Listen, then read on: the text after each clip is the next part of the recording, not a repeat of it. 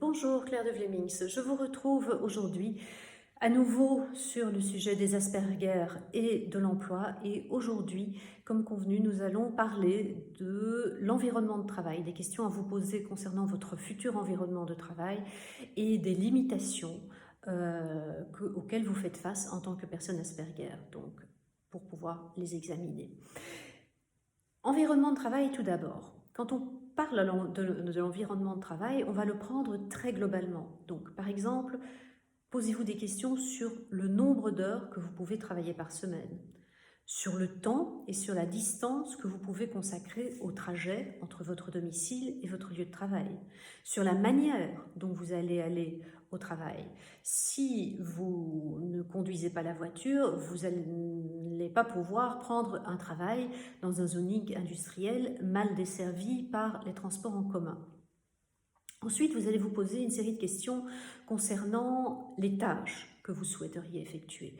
Est-ce que vous aimez des tâches répétitives, régulières, ou est-ce que vous aimez des tâches créatives? Quel est le rythme de travail qui vous convient le mieux? C'est très important pour pouvoir gérer votre fatigue. Avez-vous besoin d'un rythme lent et continu, ou est-ce qu'au contraire, vous pouvez supporter un rythme qui est rapide avec des échéances multiples?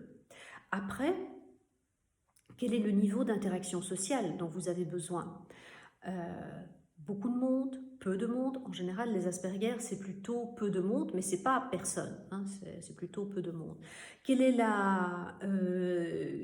le type de supervision dont vous avez besoin? Avez-vous besoin d'une supervision quotidienne ou plus que quotidienne, ou est-ce que si vous voyez votre superviseur une fois par semaine, ça vous suffit?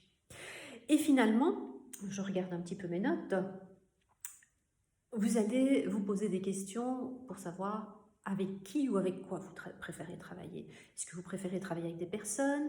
Est-ce que vous préférez travailler avec des animaux, avec des chiffres, avec des faits? Donc tout cela est fort important aussi.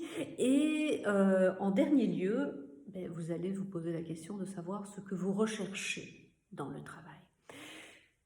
Et une fois que vous aurez terminé tout cela, vous allez passer aux limitations que vous avez en tant que personne Asperger. Et là, vous allez les examiner aussi. Est-ce que vous êtes à même d'établir un contact visuel, par exemple? Comment allez-vous gérer l'anxiété? Comment allez-vous gérer la rencontre de personnes que vous ne connaissez pas? Comment allez-vous gérer la frustration, la colère? Est-ce que vous êtes sujet à des meltdowns, à des shutdowns?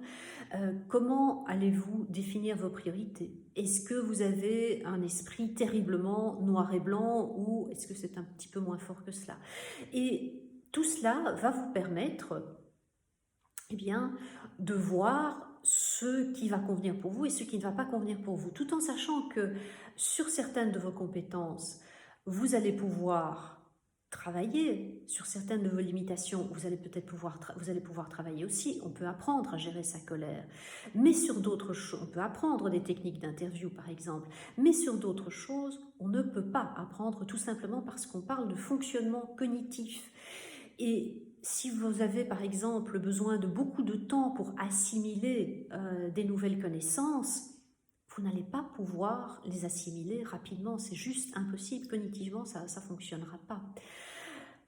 Et donc, il est extrêmement important de pouvoir accepter ce sur quoi on n'a pas d'emprise. Voilà, comme vous l'avez vu, tout cela est déjà un sacré travail. Et dans la prochaine vidéo, je vais vous expliquer comment on met tout cela ensemble dans une matrice. Entre-temps, je vous souhaite une belle journée ou une belle soirée et je vous dis à très bientôt.